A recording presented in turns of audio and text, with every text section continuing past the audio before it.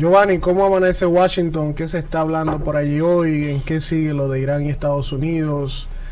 ¿Y qué novedades hay en torno a la campaña electoral, el impeachment, Nancy Pelosi? ¿Qué hay de nuevo por allá? Oye, estaba diciendo que con la finalización de una semana y ahora con el inicio de esta, es posible que temas que ocuparon nuestra agenda la semana pasada tengan vigencia, obviamente.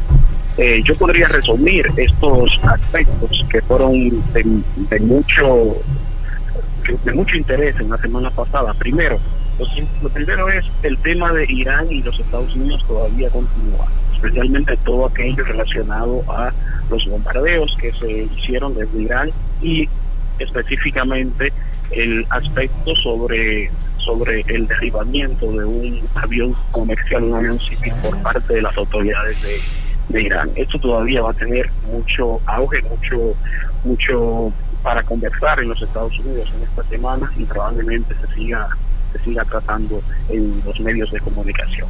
Un aspecto bastante importante podría ser también relacionado al impeachment del presidente, es decir, el juicio político como conocemos en los países de nosotros. Este es un tema que probablemente va otra vez a retomar su auge una vez que ya el tema sobre Irán vaya desvaneciéndose.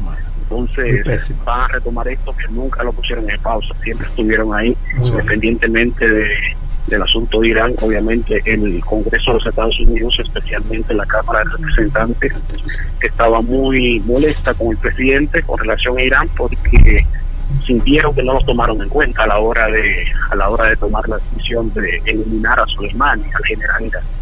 Entonces, esto viene simplemente a sumar un poco más, ¿no?, la amargura que tiene el Congreso con el presidente, específicamente la Cámara de Representantes, que son los demócratas con mayoría.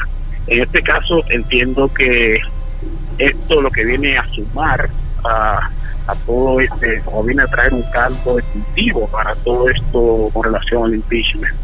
Y obviamente un aspecto bastante importante que se está dando en Estados Unidos es el aspecto electoral, porque hemos visto en Iowa un gran repunte del candidato demócrata Bernie Sanders, que muchas personas lo habían descartado hace unos meses cuando sufrió un infarto, no un ataque al corazón. Personas ya habían pensado que él estaba fuera de la contienda, pero ha regresado. Por lo menos en ese estado hemos visto que ha tenido un buen repunte. Ojo, no significa esto que esté por encima de Joe Biden, el vicepresidente, que actualmente sigue liderando la contienda demócrata y lo está haciendo de manera muy cerrada con la senadora de Massachusetts, Elizabeth Warren. Entonces, pero hay un detalle muy interesante con relación a Sanders, es que esa base que él logró construir para las elecciones del 2016 parece que está ahí, parece que nunca se fue, y son precisamente los jóvenes y los millenarios, los millennials, los que han estado dándole ese apoyo a él. Entonces vamos a ver cómo las cosas se siguen desarrollando en ese sentido. Ya sabemos que Sanders es probablemente el candidato más viejo de esta contienda. Vamos a ver si esto le juega a su favor con el tema de la experiencia, si le juega en contra, evidentemente con el tema de la edad. Y ya hemos visto otros candidatos que han ido retirándose, como Julián Castro, que hasta este momento era el único latino, el primer latino, diría yo, de un perfil alto, buscando la contienda, no buscando la presidencia de los Estados Unidos. En el pasado algunas personas lo han hecho en el transcurso de la historia, pero pienso que este ha sido probablemente el que ha tenido mayor perfil, no solamente porque fue el alcalde de Houston en Texas, pero también porque fue el secretario de Estado, el secretario de Viviendas para la administración de Obama. Otras personas se han ido retirando, como la senadora de California, Kamala Harris, que en principio inició con mucha fuerza, tuvo unos cuantos encontronazos con el vicepresidente dentro de los debates, y esto le dio mucho auge, le dio una postura, un standing. Y en el caso, por ejemplo, de Julián, les recuerdo que en uno de los debates tuvo un buen desempeño, y esto también le ayudó, pero fueron cuestiones que luego se desvanecieron. Y finalmente pienso que otro tema que ocupó bastante la agenda de Washington fue esencialmente el terremoto en Puerto Rico. Es algo que no podemos dejar de mencionar, puesto que Puerto Rico es un territorio de los Estados Unidos y fue el terremoto del 7 de enero, probablemente el más grande que ha sufrido Estados Unidos en los últimos tiempos. Entonces hay que acotar aquí que es una isla que tiene una situación, un estatus legal muy sui generis, un estatus político muy sui generis, porque no es un estado como tal, pero es un territorio libre y asociado. Entonces tienen esta especie de relación con Estados Unidos que ya tienen más de 100 años y evidentemente no han podido hacer uso de todos los derechos plenos que asisten a un ciudadano de los Estados Unidos, como votar.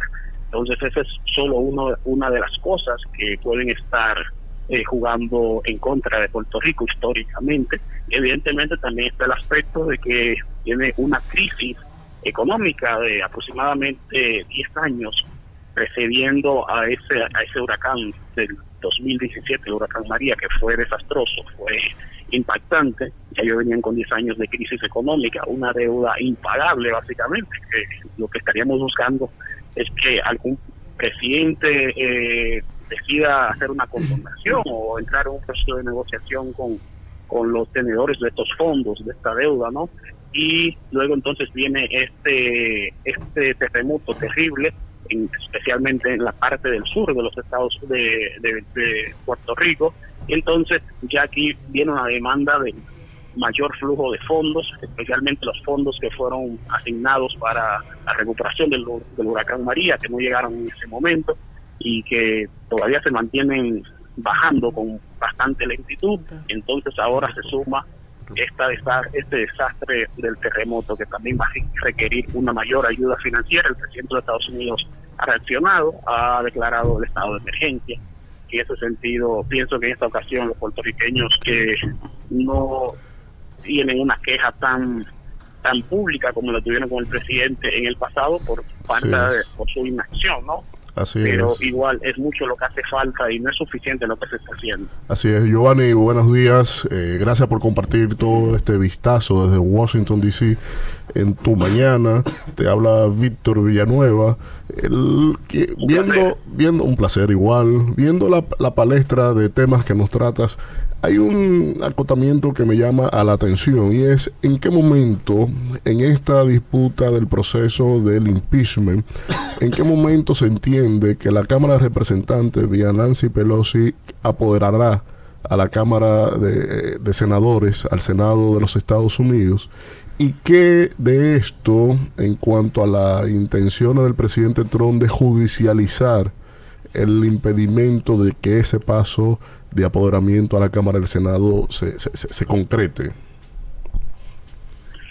Muy bien, yo pienso, lo primero es que este es un proceso que se está conociendo en la Cámara de Representantes, en la Cámara Baja, y es un proceso que por la ley debe iniciar precisamente por esta Cámara. Es decir, y lo único que se necesita aquí es la mayoría simple de la Cámara para que pueda iniciarse todo este procedimiento. Así un es. 51% y con eso basta. Así Inmediatamente esto sucede, esto pasa al Senado. En el Senado entonces ya se necesitaría 2/3 partes de la Cámara para que este juicio pueda continuar. Ahora mismo hay una batalla muy fea, diría yo, pública entre la presidenta de la Cámara de Representantes, que es la speaker de la House, y como si no, todo el mundo sabe, ¿no? La señora Nancy Pelosi, y el líder de la mayoría del Senado. Entonces estas personas se encuentran ahora mismo en una disputa pública, luchando por sus posturas y sus posiciones, y el Senado está esperando que la Cámara de Representantes elabore y entregue unos artículos, que es precisamente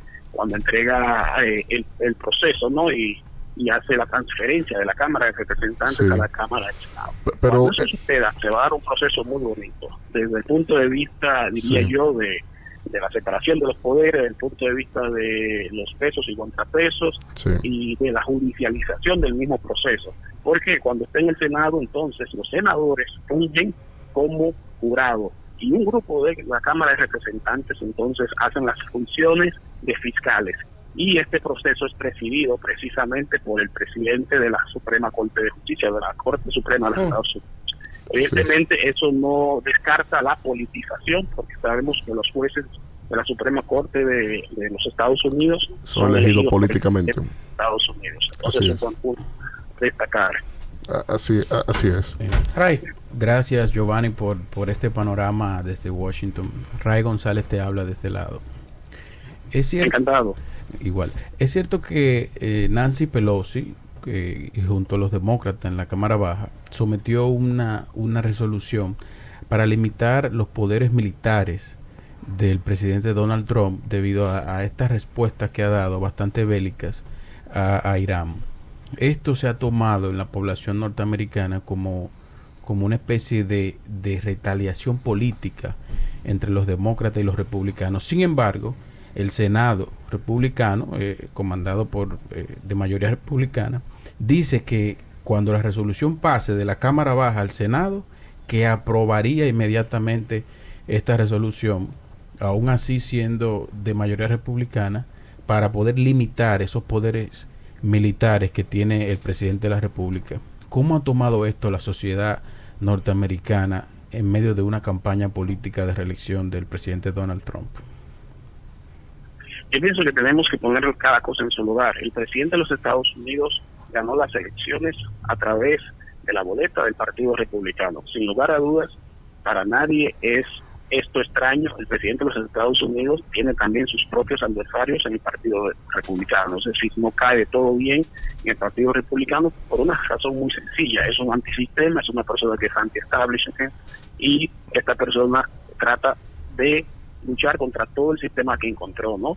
Entonces, tiene su propia posición dentro de su mismo partido, y eso lo habíamos visto ya con el jefe de la Cámara de Representantes pasado, Ryan. Entonces, no es algo nuevo. Exacto. Entonces, lo importante es que se sepa en esto que la Cámara de Representantes, como yo había dicho en el pasado, no se siente conforme con el proceso de Soleimani, cómo fue eliminado. Ellos no tienen un reparo o no tienen un problema en decir si esto fue correcto o no. Lo que entienden es que no fueron las formas, ¿no? De que no se le tomó en cuenta, que no se le preguntó, que no se hizo una consulta con ellos, y por tanto, por eso están ellos elaborando esta resolución para limitar los poderes del presidente, los poderes militares específicamente. Entonces, tengo que decirte que esta resolución básicamente lo que viene es allanar el camino para el proceso que ellos estaban haciendo previo a Irán, que era el impeachment. Entonces, sí, esto viene a agregar, y ellos aquí lo que están buscando es eso. Entonces, es un caso muy interesante porque en un juicio político un presidente de los Estados Unidos solo lo ha tenido en 2 ocasiones.